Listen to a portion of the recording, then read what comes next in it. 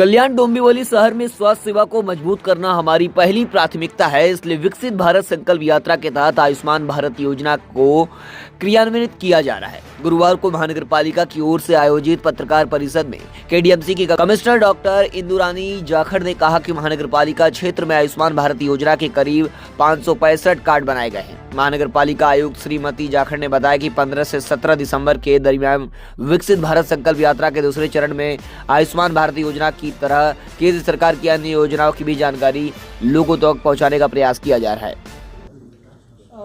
आयुष्मान भारत आपली केंद्र शासनाची योजना आहे आणि त्या अंतर्गत आपण प्रत्येक कुटुंबाला एक 5 लाखापर्यंत हेल्थ एक्सपेंडिचरसाठी फ्री ऑफ कॉस्ट एम्पॅनल्ड हॉस्पिटलमध्ये ट्रीटमेंटची सुविधा उपलब्ध करून देतो आहे। या अंतर्गत आपल्या केडीएमसी हद्दीत 10 हॉस्पिटल नोंदणीकृत आहे, ज्यांची आम्ही लिस्ट आपल्याला सगळ्यांना शेअर करतो।